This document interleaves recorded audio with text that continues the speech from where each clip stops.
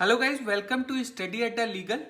In this video, I will discuss about the preamble to the Indian Constitution. आज हम लोग Indian constitution को के प्रियम्बल को बहुत डिटेल वाइज पढ़ेंगे। सभी एग्जाम के पर्पज से पढ़ेंगे, चाहे वो आप क्लैट दे रहे हो, जुडिशियरी या अदर यूनिवर्सिटी एग्जामिनेशन। ये वीडियो मोर देन इनफ होने वाला है। तो आप लोग अगर चैनल पे नए हैं तो चैनल को सब्सक्राइब करें एंड आप लोग कमेंट जरूर करें कि वीडियो कैसा लगा। तो आज का हमारा पहला टॉपिक है मीनिंग ऑफ द प्रियम्बल। तो देखो, एवरी स्टैट्यूट्स और एवरी लॉ उसमें क्या होता है, प्रियम्बल अटैच होता है। और वो प्रियम्बल हमें क्या बताता है, उस डॉक्यूमेंट का, उस पर्टिकुलर डॉक्यूमेंट का ये एक इंट्रोडक्टरी पार्ट होता है जो कि एक्सप्लेन करता है purpose and philosophy of that particular document. तो if someone ask you what do you mean by preamble, तो आप लोग क्या कह सकते हो, that preamble is an introductory part of that particular document which explain the purpose and philosophy of the document. Preamble क्या है, एक ब्रीफ इंट्रोडक्शन देता है। और कैसे देता है, by highlighting the major principles, major fundamental values of that particular document. ये दर्शाता है कि source of authority of the document क्या है, क्या source of authority of the document क्या है, ये इसके बारे में भी बात करता है। नेक्स्ट हमारा टॉपिक है हिस्ट्री ऑफ द प्रियम्बल। तो देखो, प्राइमरली जो हमारा इंडियन कॉन्स्टिट्यूशन का जो प्रियम्बल है वो क्या चीज पे बेस्ड है, ऑब्जेक्टिव रेजोल्यूशन पे बेस्ड है। और ऑब्जेक्टिव रेजोल्यूशन जो रिटन बाय, जो लिखे थे, वो लिखे थे पंडित जवाहरलाल नेहरू। और इसको इंट्रोड्यूस किया गया था 13 दिसंबर 1946 को, और लेटर इसको कॉन्स्टिट्यूएंट असेंबली के द्वारा अडॉप्ट किया गया था 22 जनवरी 1947 को। तो यहां से तुम्हारे लिए 3 क्वेश्चन बनते हैं। पहला कि हमारा जो preamble to the Indian constitution है which is primarily based on what, objective resolution which is written by Pandit Jawaharlal Nehru which was introduce in 13 December 1946 and later the constituent assembly accepted that the objective resolution on 22 January 1947। Clear. Next है, preamble को हम लोग soul of the Indian constitution भी कहते हैं, आत्मा हमारे भारतीय संविधान का। इसको किस केस में कहा गया था, गोलकनाथ के केस में कहा गया था। गोलकनाथ के केस में क्या कहा गया था कि जो प्रियम्बल है वो soul of the Indian constitution है, बिकॉज इसमें सारे चीज दिए गए हैं, सारे शब्द दिए गए हैं जिसपे हमारा पूरा कॉन्स्टिट्यूशन ले डाउन किया गया है। ठीक है। Source of power of the constitution कौन है, सोर्स ऑफ द पावर। तो सोर्स ऑफ द पावर कौन होंगे, ऑब्वियस सा बात है, we the people of India, हम भारत के लोग ही source of the power of Indian constitution है। ठीक है। अगर कोई पूछे what was the source of power of the Indian constitution, तो क्या है, we the people of India, हम भारत के लोग सोर्स ऑफ पावर हैं। ठीक है। नेक्स्ट हम लोग बात करते हैं components of the preamble to the Indian constitution. तो इसको हम लोग 3 हेडिंग में पढ़ेंगे। पहला हेडिंग ये है कि प्रियम्बल जो है ना, ये हमें दर्शाता है, ये हमारे बताता है कि जो पीपल ऑफ इंडिया है, भारत के लोग हैं, इन्हीं के पास सोर्स ऑफ अथॉरिटी है। क्यों? क्योंकि इनके पास पावर है कि अपने रिप्रेजेंटेटिव को इलेक्ट कर सके, चुन सके। और अगर वो काम नहीं करता है growth and development for the society, तो हम उसको क्या कर सकते हैं, क्रिटिसाइज भी कर सकते हैं अपने रिप्रेजेंटेटिव को। देयरफॉर जो source of authority of power है वो किसके पास है, पीपल ऑफ इंडिया, भारत के लोग के पास है। दूसरा, जो हमारा स्टेट है, प्रियम्बल है, वो हमें बताता है कि एक स्टेट का ऑब्जेक्टिव क्या होना चाहिए। तो स्टेट का ऑब्जेक्टिव क्या है, तो उस स्टेट में, उस समाज में जस्टिस, लिबर्टी, इक्वलिटी, फर्टिनिटी, ये सबको मेंटेन करना है। क्या करना, न्याय को मेंटेन करना, समानता को मेंटेन करना, लिबर्टी को मेंटेन करना, ताकि किसी भी देश का यूनिटी और इंटेग्रिटी मेंटेन रहे। ठीक है। As well as citizen maintain रहे। ठीक है। जब समानता ही नहीं रहेगा, इक्वालिटी ही नहीं रहेगा, तो आपस में द्वेष होते हैं। ठीक है। ये तो सब जानते हैं। अगर हम लोग अगर जस्टिस, लिबर्टी, इक्वलिटी, फर्टिनिटी, ठीक है, सब चीज इक्वल करें, तो हमारा देश जो है वो इंटेग्रिटी और यूनिटी में विश्वास करेगा, सिटीजन एक रहेंगे। नेक्स्ट है, हमें जो हमारा प्रियम्बल है वो nature of the Indian states भी बताता है कि नेचर क्या होगा इंडियन स्टेट्स का। और वो क्या बताता है कि हमारा स्टेट कैसा होगा, तो सोवरिन होगा, सोशलिस्ट होगा, सेक्युलर होगा, डेमोक्रेटिक होगा एंड रिपब्लिक होगा। तो नेचर ऑफ द स्टेट्स को भी हमारा प्रियम्बल दर्शाता है। ऑब्जेक्टिव ऑफ द स्टेट्स को भी बताता है कि ऑब्जेक्टिव क्या है स्टेट्स का, कि आप भाई justice, liberty, equality, fraternity maintain करे, ताकि integrity and unity of the nation maintain रहे। दूसरा, नेचर ऑफ द स्टेट्स भी बताता है कि ये कैसा होना चाहिए, तो sovereign, socialist, secular, democratic and Republic, ये सब मेंटेन होगा। ठीक है, हमारा जो प्रियम्बल का आइडिया है, preamble to the Indian constitution का आइडिया है, वो कहां से बोरो किया था, कभी कभी क्वेश्चन पूछ देता है। ठीक है, तो हमारा प्रियम्बल जो है उसका आइडिया बोरो किया गया था यूएस के कॉन्स्टिट्यूशन से। और अगर वीडियो में दिख रहा हो या फिर आप गूगल पे सर्च कर लेना, ठीक है, preamble to the US constitution का भी जो फर्स्ट लाइन है ना, वो कैसे स्टार्ट होता है, we the people of United States. जैसे हमारा इंडिया का स्टार्ट होता है ना, we the people of India, वैसे ही we the people of United States करके स्टार्ट होता है। देखो, ये जो प्रियम्बल है ना, ये 42nd अमेंडमेंट से पहले का है। उस समय सोवरीन, डेमोक्रेटिक एंड रिपब्लिक होता था। अभी क्या है, 42nd अमेंडमेंट के बाद क्या हो गया, sovereign, socialist, secular, democratic and Republic. अब यहां पे मेरा इसको लिखने का पर्पस ये है कि आप हमेशा जब भी याद करें preamble to the Indian constitution, तो क्या करें, उसको सीरियल वाइज ही याद करें, ताकि कभी एक नंबर का जो क्वेश्चन पूछ देता है वो कैसे पूछेगा ना, लिखेगा सोवरिन, सोशलिस्ट, बीच में छोड़ देगा डेमोक्रेटिक, रिपब्लिक। अब बीच में आप भरिए कि क्या होगा, सेकुलर। तो अगर आप लाइन वाइज याद करेंगे तो ये आपके लिए इंपॉर्टेंट होगा। तो क्या है, sovereign, socialist, secular, democratic, republic. Justice कैसा होगा, social, economical and political. Liberty क्या चीज का होगा, आजादी, thought, expression, belief, faith and worship. Equality, status and opportunity and to promote. Fraternity, dignity of individual and unity and integrity. ठीक है, इसको हम लोग डिटेल में अभी फर्दर आगे पढ़ेंगे। ठीक है, तो हमारा जो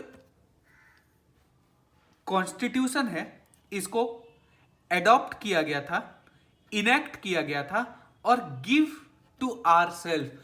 ठीक है, इसको एडॉप्ट किया गया था, इनेक्ट किया गया था और हमें दे दिया गया था। कब दिया गया था, 26 नवंबर 1949 को।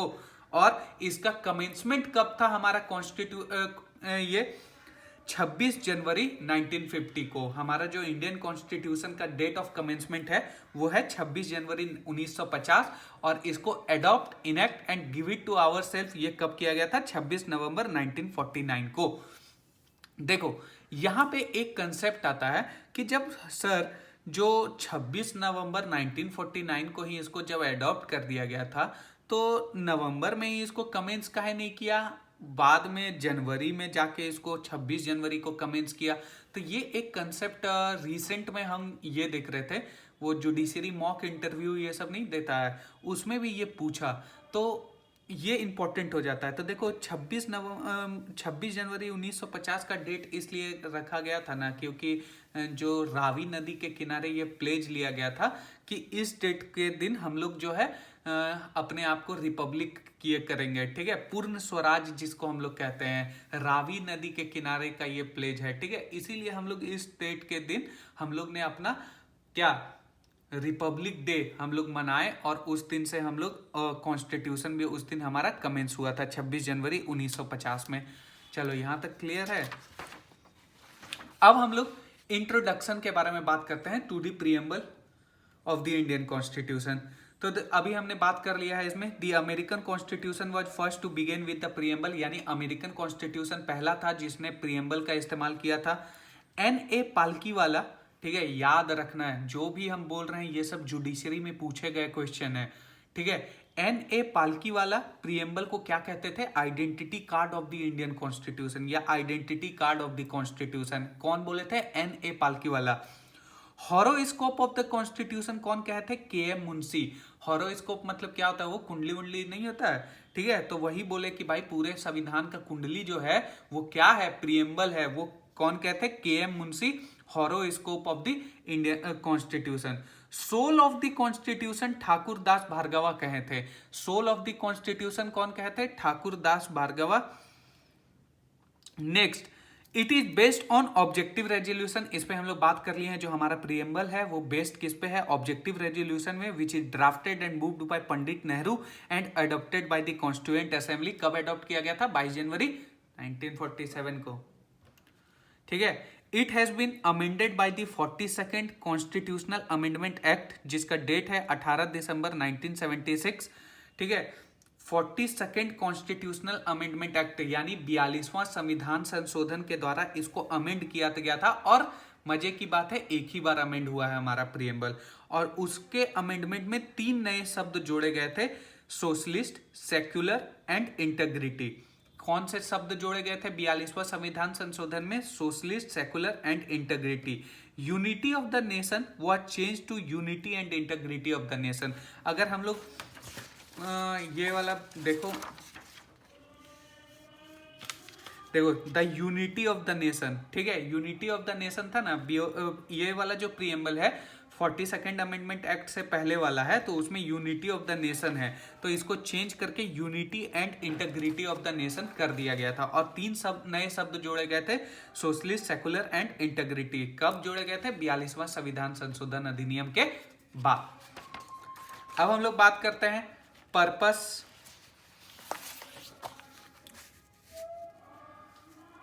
ठीक है, purpose to the Indian constitution. तो पहला, the term sovereign implies that India is internally supreme and externally free.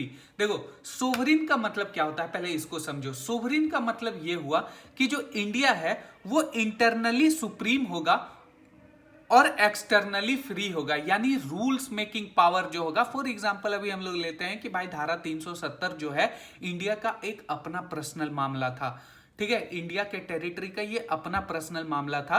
तो इंडिया क्योंकि एक सोवरिन कंट्री है, ठीक है, स्टेट है, इसलिए जो हम लोग क्या है, इंडिपेंडेंटली क्या बोलते हैं, इंटरनली सुप्रीम है। हम लोग अपना लॉज, हम अपना रूल्स रेगुलेशन हम लोग खुद बना सकते हैं, और हम लोग एक्सटर्नली किसी के पे प्रेशराइज नहीं है कि हमको उनके अकॉर्डिंग काम करना होगा।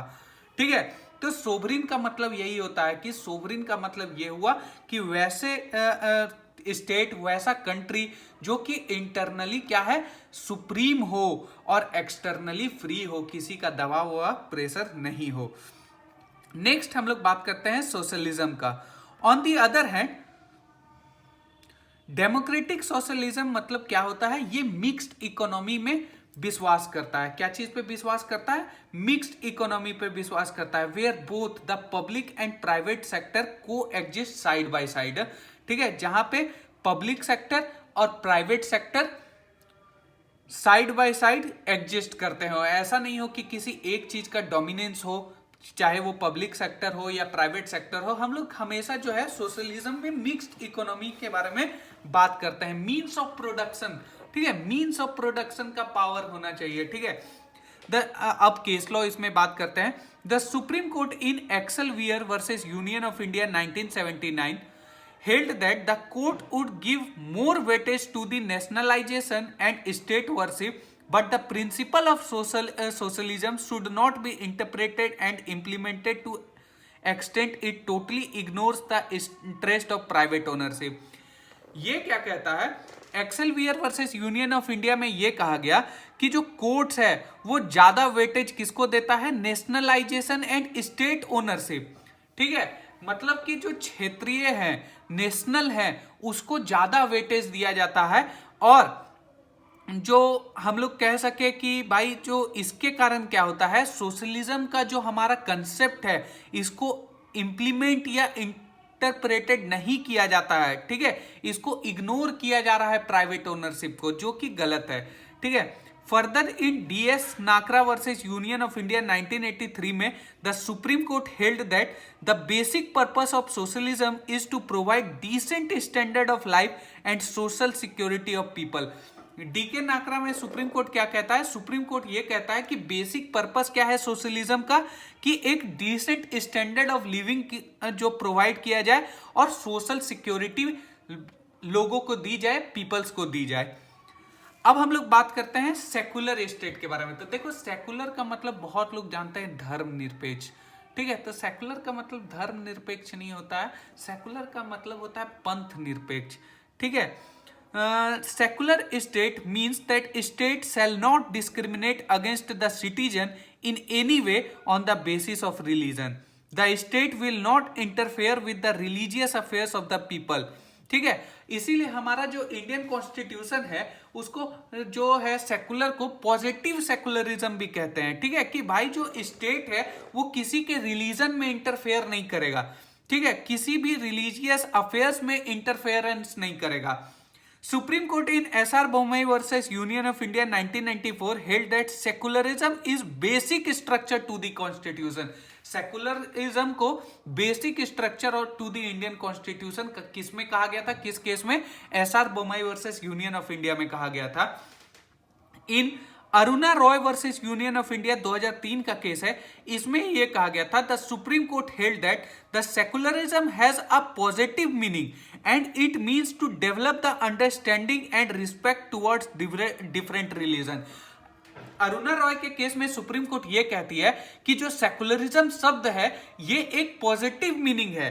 इसका ये मतलब हुआ कि लोगों के बीच में एक अंडरस्टैंडिंग डेवलप करना, कि ताकि एक दूसरे के जो रिलीजन है इसको रिस्पेक्ट कर सके, इसको एक आदर भाव से देख सके। नेक्स्ट जो हमारा केस लॉ है सेकुलरिज्म पे वो है संत Xavier's college versus state of Gujarat 1974। इसमें सुप्रीम कोर्ट कहती है secularism is neither a anti God nor a pro God, कि जो सेकुलरिज्म है वो किसी भगवान के खिलाफ में नहीं है या भगवान पे विश्वास दिलाने के लिए नहीं है। ठीक है, सेकुलरिज्म का सिर्फ और सिर्फ ये मतलब है कि भाई elimination of the state, elimination of the god from the matter of the state, यानी भगवान को किसी राज्य के, किसी देश के मैटर से निकालना, हटाना। कि भाई जब किसी देश का है रिलीजियस ऑफ द पीपल वो क्या है, डिफरेंट थिंग है, और growth and development of the society वो डिफरेंट मीनिंग है। ठीक है, तो संत Xavier's college versus state of Gujarat में यही कहा गया था कि भाई सेकुलरिज्म जो है वो नाइदर एंटी गॉड है ना ही प्रो गॉड है, सिर्फ इसका यह मतलब है कि elimination of the god from the matter of the state and the state has nothing to do with the religion of people. और स्टेट के कुछ नहीं करेगा लोगों के रिलीजन में। फॉर एग्जांपल कोई हिंदू है तो हिंदू अपना माने, ठीक है, कोई क्रिश्चियन है तो क्रिश्चियन अपना धर्म माने भाई। ठीक है, किसी भी तरह का इंटरफेरेंस नहीं होना चाहिए स्टेट का इन द रिलीजियस अफेयर। यह कहा गया था Saint Xavier's college versus state of Gujarat में। डेमोक्रेटिक का मतलब क्या होता है? नेक्स्ट जो है हमारा शब्द democratic. The term democratic indicates that the source of power of the government vested in the people. Democratic का मतलब क्या होता है कि जो सोर्स ऑफ द पावर होगा वो किसके पास होगा? तो जनता के पास होगा, पीपल ऑफ के पास होगा। The democratic government is a government. Democratic government कैसा गवर्नमेंट होगा? Of the people, for the people and by the people. ठीक है, 16वें प्रेसिडेंट थे अब्राहम लिंकन यूएस के,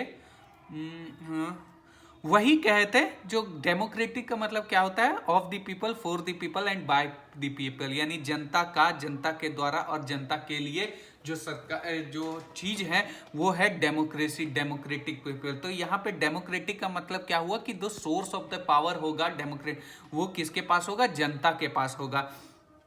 अब द वर्ड कभी कभी पूछ देता है, the word democracy is derive from two Greek word such a demos and kratos. Demos का मतलब पीपल एंड काटोस का मतलब authority. Therefore democracy means authority of the peoples. ठीक है, कि लोगों के पास ही अथॉरिटी है, पीपल्स जो है वो क्या है? सुप्रीम है।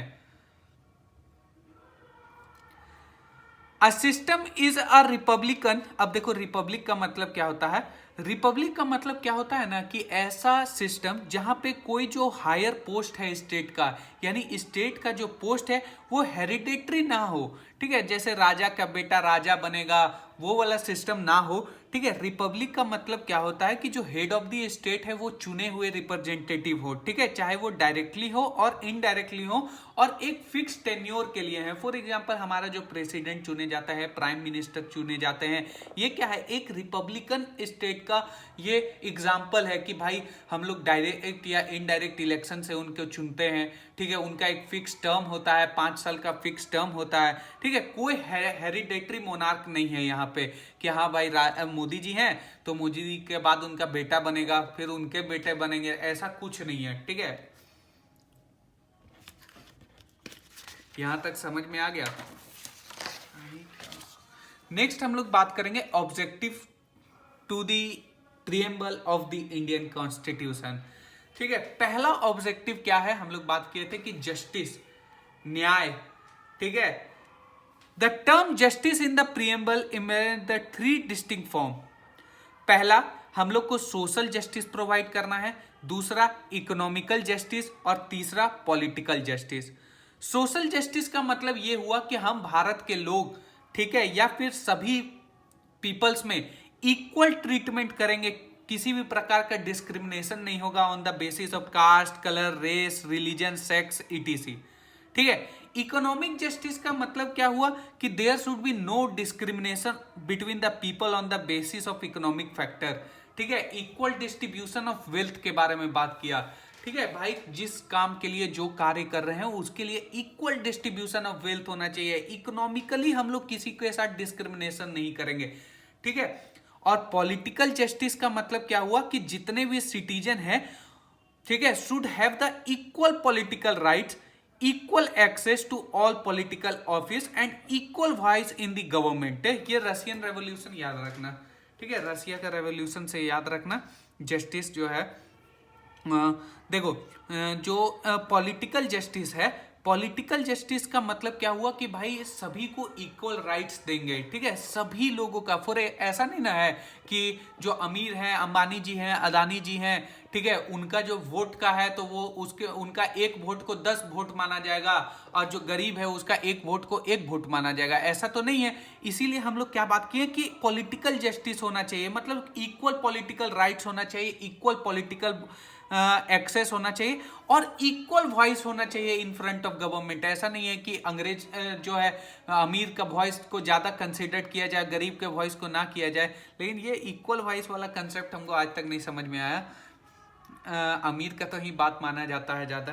ठीक है, अब नेक्स्ट हम लोग बात करते हैं the preamble secure to all citizens of India liberty of thought, expression, belief, faith and worship through their fundamental rights. ठीक है, तो हम लोग क्या है, हम लोग जो सिटीजन्स ऑफ द इंडियन हैं, इंडिया के सिटीजन्स हैं, इनको क्या देते हैं, लिबर्टी ऑफ थॉट देते हैं, एक्सप्रेशन देते हैं, बिलीफ है, फेथ है, पूजा पाठ कीजिए, ठीक है, किसी को भी मानिए। और इन सब राइट्सों का अगर वायलेशन होता है तो हम लोग क्या करते हैं, इसको कोर्ट ऑफ लॉ के द्वारा इन्फोर्स करते हैं। These are the fundamental rights of the citizen. ठीक है, liberty is a state where there is absence of restriction. Liberty एक ऐसा स्टेट है जहां पे रिस्ट्रिक्शन का ना होना, ठीक है, किसी भी प्रकार का रिस्ट्रिक्शन ना होना। लिबर्टी एक ऐसा स्टेट है where there is absence of restrictions. ठीक है, the term equality means the absence of special privilege. Equality का मतलब क्या होता है कि किसी भी प्रकार का किसी को स्पेशल प्रिविलेज ना हो। ठीक है, to any section of the society and the provision of the adequate opportunity for all individuals without any discrimination। और जो हम लोग बात करते हैं कि इक्वल अपॉर्चुनिटीज होना चाहिए, तो इक्वल अपॉर्चुनिटीज कैसा होना चाहिए, बिना किसी डिस्क्रिमिनेशन का होना चाहिए, without any discrimination. The provision enrich 3 dimensions of the equality, civic, political and economic equality। ठीक है, नेक्स्ट हम लोग बात करते हैं फर्टिनिटी की। फर्टिनिटी मतलब क्या होता है, फीलिंग ऑफ ब्रदरहुड। ठीक है, भाईचारा का कंसेप्ट है फर्टिनिटी। ठीक है, भाई भाई, हिंदू मुस्लिम भाई भाई, ठीक है, हिंदी चीनी भाई भाई, तो ये सब सुनते हैं नहीं, ये क्या है, फर्टिनिटी है। ठीक है, means a sense of brotherhood, भाईचारा का एक कंसेप्ट है। The preamble declares that fraternity has to assure 2 things, the dignity of the individual and unity and integrity of the nation. जो हमारा प्रिएम्बल है वो क्या कहता है, अस्योर करता है कि फर्टिनिटी जो है वो 2 चीज को मिला के बना हुआ है। पहला, डिग्निटी ऑफ द इंडिविजुअल, यानी लोगों का मान सम्मान, और दूसरा unity and integrity of the nation, यानी जो हमारा नेशन है, हमारे इंडिया है, इसमें यूनिटी और इंटीग्रिटी मेंटेन रहे। अब नेक्स्ट क्वेश्चन है, क्या preamble is a part of Indian constitution. Preamble हमारा पार्ट है इंडियन कॉन्स्टिट्यूशन का। तो in re Berubari versus union versus exchange of enclaves, इस केस में जो है court held that preamble is a key to open the mind of the makers but it cannot be considered as the part of the Indian Constitution. ठीक है, रे बेरुबेरी, इन रे बेरुबेरी के case में क्या, अच्छा इन रे का मतलब समझ रहे हो? ठीक है, बहुत लोग को नहीं मालूम होता है, एक बार समझ लो। इसमें क्या होता है ना कि प्रेसिडेंट जो है वो सुप्रीम कोर्ट से सलाह ले रही है। ठीक है, जब भी अंडर एडवाइजरी जुरिडिक्शन है ना, आर्टिकल 143 सब क्लॉज 1, इसमें जब प्रेसिडेंट सुप्रीम कोर्ट से सलाह लेती है, ठीक है, तो वैसे जगह पे इन रे लग जाता है। ठीक है, इन रेफरेंस जिसको कभी कभी बोलते हैं हम लोग। तो रे बेरुबेरी के केस में क्या कहा गया था कि जो प्रिएम्बल है वो क्या है, एक चाबी है जो कि मेकर्स के माइंड को खोलती है। ठीक है, मेकर्स के माइंड को खोलती है कि हमारा जो ये कॉन्स्टिट्यूशन होगा वो किस डायरेक्शन में जाना चाहिए, उसका बेसिस क्या है। लेकिन it is not a part of Indian constitution, preamble is not a part of Indian constitution. ये किस केस में कहा गया था? रे बेरुबेरी के केस में कहा गया था। ठीक है, फिर से याद रखना कि रे बेरुबेरी के केस में यह कहा गया था कि preamble is not a part of Indian constitution, और इसमें 8 जजेस का बेंच बैठा था। ठीक है, 8 जजेस का बेंच बैठा था।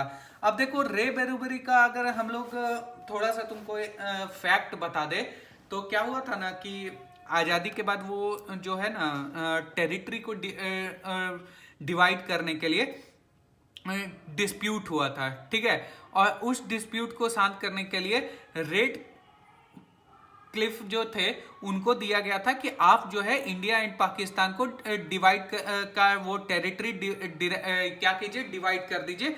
तो उन्होंने बेरुबेरी रीजन को डिवाइड करना भूल गए वो। ठीक है, उनसे छूट गया, तो उसी को लेके डिस्प्यूट था, जिसको डिस्प्यूट को बाद में नेहरू नून एग्रीमेंट, ठीक है, इसके द्वारा साथ किया गया था। और नून इसलिए है, नेहरू तो हम लोग जान रहे हैं पंडित जवाहरलाल नेहरू, नून जो है उस समय जो पाकिस्तान के जो थे प्राइम मिनिस्टर फिरोज खान नून, इन पे है, तो नेहरू नून एग्रीमेंट है which divided the territory. However the raise constitutional question about whether parliament legislation or an amendment under article 368 was required. ठीक है, तो ये कंसेप्ट है भाई, तुमको बस यहाँ पे ये याद रखना है कि इन रे बेरुबेरी के केस में क्या कहा गया था। इन रे बेरुबेरी के केस में कहा गया था कि प्रिएम्बल जो है वो की है, चाबी है, ताकि जो makers of the Indian constitution है उनका माइंड को खोल सके और किस डायरेक्शन में जाना है उस डायरेक्शन को बता सके, लेकिन it can not be considered as a part of the Indian constitution. ठीक है, अब आते हैं हम लोग केशवानंद भारती केस। ठीक है, हर एक लॉ स्टूडेंट इस केस के बारे में तो जानता ही होगा, केशवानंद भारती केस के बारे में। ठीक है, केशवानंद भारती केस में क्या हुआ, तो रे बेरुबेरी केस को ओवररूल्ड कर दिया गया था। 13 जजेस के बेंच थे, इन्होंने ये क्लियर किया कि it is a part of the Indian constitution and इनके पास भी हम लोग कॉन्स्टिट्यूशन प्रिएम्बल को भी अमेंड कर सकते हैं। ठीक है, और बस ये कहा गया था कि the basic structure of the constitution can not B alter and amended by the parliament. ठीक है, बेसिक स्ट्रक्चर का डॉक्ट्रिन ऑफ बेसिक स्ट्रक्चर, ये चीज का जो कंसेप्ट है वो भी कंसेप्ट किस में आया था, Kesavananda Bharati versus state of Kerala के केस में आया था। 13 जजेस के बेंच थे। ठीक है, इसमें यह कहा गया था कि प्रिएम्बल जो है ये part of the Indian constitution है और जो है अमेंडिंग पावर है जो पार्लियामेंट के पास, लेकिन जो basic structure of the Indian constitution है उसको अमेंड नहीं किया जा सकता। अब देखो Kesavananda Bharati versus state of Kerala में क्यों कहा गया था कि it is a part of Indian constitution, ये बोले थे ना कि जो प्रिएम्बल है of the Indian Constitution was adopted in the same manner in which the other provision of the Constitution were adopted। यानी जो preamble of the Indian Constitution है ठीक उसी प्रकार से अडॉप्ट किया गया था जैसे other articles of the Indian constitution को अडॉप्ट किए हैं। हर एक आर्टिकल में डिबेट होता था।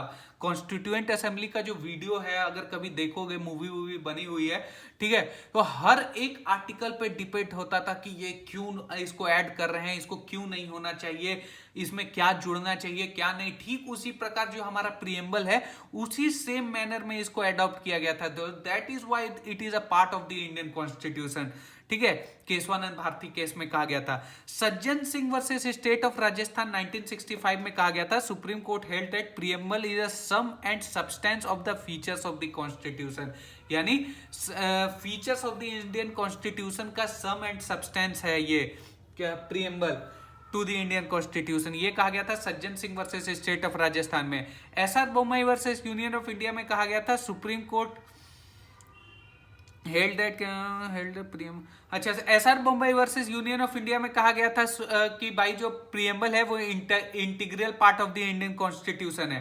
ठीक है, union government versus LIC of India, इसमें कहा गया था supreme court has once again held that preamble is an integral part of the constitution but is it not directly enforceable in court of justice in India. ठीक है, union government versus LIC of India में यह कहा गया था कि preamble is a part of Indian constitution, integral part of the Indian constitution, but it is not directly enforceable in the court of justice in India. ठीक है, इन के Bhaskaran versus state 2011 का केस है, supreme Court held that Constitution should be interpreted in such manner as to secure the goal of social, economical and political justice। इसमें यह कहा गया था कि कॉन्स्टिट्यूशन जो है उस प्रकार से हमें इंटरप्रेट करना होगा ताकि सोशल गोल जो है सिक्योर किया जा सके, social goal, economical goal and political goal को सिक्योर किया जा सके। In Nandini Sundar versus state of Chhattisgarh, Supreme Court said that promise to provide social, economical and political justice give in preamble can not be forgotten or neglected. Nandini Sundar versus state of Chhattisgarh के case में यह कहा गया था कि जो social, economic and political justice है, ठीक है, जो हमारे प्रीएम्बल में दिया गया है उसको हम लोग भूल नहीं सकते, ना ही उसको नेग्लेक्ट कर सकते हैं, दरकिनार कर सकते हैं, इसको हम लोग को मानना ही होगा। अब हम लोग अपने लास्ट टॉपिक आज के प्रीएम्बल में अमेंडमेंट के बारे में हम लोग पढ़ेंगे। तो देखो, प्रीएम्बल एक ही बार अभी तक अमेंड हुआ है, कब हुआ था? 42वां संविधान संशोधन अधिनियम 1976 में। The amendment inserted 3 words such as secular, socialist and integrity. जो प्रीएम्बल है वो 3 नए शब्द जोड़े थे, कौन कौन? सोशलिस्ट, सेकुलर और सेकुलर, सोशलिस्ट एंड इंटीग्रिटी। ठीक है, इंटीग्रिटी का मतलब क्या होता है? The word integrity has been used to prevent tents of separation. अच्छा, कभी सोचे हो कि फॉर एग्जांपल उत्तर प्रदेश, तो कभी कभी सुनते हो कि भाई ये तो सिंगापुर से भी बड़ा इसका टेरिटरी है, यहाँ की जनसंख्या तो वहाँ से भी ज़्यादा है, या फिर झारखंड है, बिहार है, दिल्ली है, इसके पास एक अपना आर्म्ड फोर्स है, एक अपना सरकार है। ठीक है, तो क्या ये लोग अलग हो सकते हैं, इंडिपेंडेंट राष्ट्र घोषित कर सकते हैं कि नहीं, आज से उत्तर प्रदेश इंडिया का पार्ट नहीं, ये एक independent the land of Uttar Pradesh, ठीक है, खालिस्तान जैसे मांग कर रहे हैं। तो इसीलिए इंटीग्रिटी शब्द को इस्तेमाल किया गया था। The word has been used to prevent states at separation, यानी कि सेपरेशन को हम लोग क्या कर सके, प्रिवेंट कर सके। दिस कंसेप्ट, देखो, जो इस कंसेप्ट को already implicated in the nature of federal constitution, federal constitution में ये ऑलरेडी इम्प्लीकेटेड था। The use of phrase India will be union of states, ठीक है, भारत क्या है, राज्यों का समूह है, आर्टिकल 1 में कहा गया है। ठीक है, तो कोई भी स्टेट ऐसे नहीं उठेगा कि हाँ आज से हम झारखंड है, हम अपना देश बना रहे हैं, बंगाल हम अपना देश बना रहे हैं, ऐसा नहीं। इंडिया क्या है, यूनियन ऑफ स्टेट्स है, राज्यों का समूह है। तो इंटीग्रिटी का मतलब क्या हुआ? तो ये it's the word has been used to prevent the tents of separation, यानी टेंट्स ऑफ सेपरेशन से बचने के लिए हम इस शब्द का प्रयोग करेंगे। Under article 19 sub clause 2, state can put reasonable restriction on the freedom of speech and expression in the interest of integrity and sovereignty of the India. Article 19 sub clause 2 में क्या दिया है? स्टेट जो है एक रीजनेबल रिस्ट्रिक्शन पुट कर सकता है, किस पे? Freedom of speech and expression में, ताकि जो interest of the integrity and sovereignty of the India है वो मेंटेन रह सके। कुछ फैक्ट्स हैं कि भाई आर्टिकल 394 जो है इंडियन कॉन्स्टिट्यूशन का, वो बात करता है कि ये सब आर्टिकल जो है 5, 6, 7, 8, 60 ये सब came into force since the adoption of the constitution on 26 November 1949 and the rest of the provision on 26 जनवरी 1950। यानी जो कॉन्स्टिट्यूशन के कुछ आर्टिकल्स हैं ये 26 नवंबर 1949 में ही लागू हो गए थे और रेस्ट ऑफ द प्रोविजन जो थे कॉन्स्टिट्यूशन के वो 26 जनवरी 1950 में लागू हुए। The concept of liberty, equality and fraternity in our preamble was adopted by the French motto of the French Revolution। जो लिबर्टी, इक्वालिटी एंड फर्टिनिटी है ये सब शब्द जो है हमारा प्रीएम्बल में उसको फ्रेंच रेवोल्यूशन से लिया गया था। तो ये हमारा आज का video preamble to the Indian constitution बहुत डिटेल से सारे एस्पेक्ट से हम लोग का कवर होता है, खत्म होता है।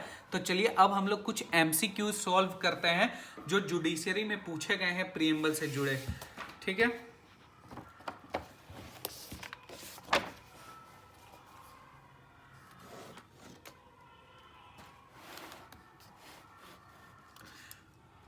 दिख रहा है ना सबको? चलो ठीक है।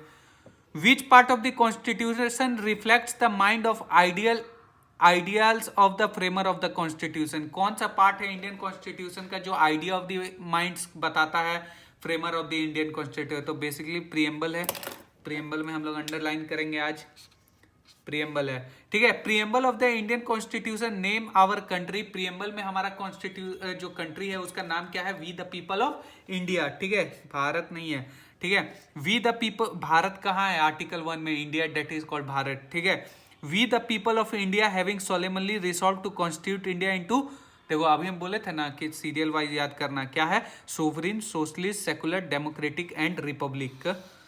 ठीक है, legal sovereignty in India resides in the constitution itself and not we the people of India. The ideology was expressed in Kesavananda Bharati case में इसको कहा गया था कि legal sovereignty in India resides in the constitution itself and not in the we the people of India. Kesavananda Bharati case में इसको कहा गया था। ठीक है, याद रखना। नेक्स्ट हम लोग बात करें, ठीक है, दिख रहा है ना? What was the 4 objective mentioned in the preamble of the Indian Constitution? अभी हम बात किए हैं objective of the Indian constitution क्या क्या है? Justice, liberty, equality and fraternity. ठीक है, सीरियल वाइज याद करना। देखो कैसे घुमा के दिया है, जस्टिस, लिबर्टी, इक्वलिटी, फर्टिनिटी और उसके बाद लिबर्टी, इक्वलिटी, फर्टिनिटी, सेकुलर, ऐसा नहीं है। ठीक है, justice, liberty, equality and fraternity है। Preamble of the Indian Constitution of India secure all its citizens justice, liberty, equality and fraternity। याद रखना serial wise. Who among the following he said that the preamble is an epitome of the basic features of the constitution? चलो इसको justice Mudholkar, ये हम नहीं, इसको देखो यहाँ पे कर लेते हैं। ठीक है, in which case it was decided that preamble is a not part of Indian Constitution। किस केस में कहा गया था? अभी पढ़ के आए हैं, रे बेरुबेरी के केस में कहा गया था। The constitution of India secure all its citizen, क्या? Justice and equality, liberty, fraternity सब है, ऑल ऑफ दिस हो जाएगा। ठीक है, which of the following statement is incorrect? The preamble is a key to understand the mind of the founding fathers. ठीक है, the preamble embodies to ideals, hope, faith and aspiration of the people. The preamble embodied in the intention of the founding fathers and objective of the constitution। The preamble of the constitution has no importance, it is not more than an introduction of the constitution।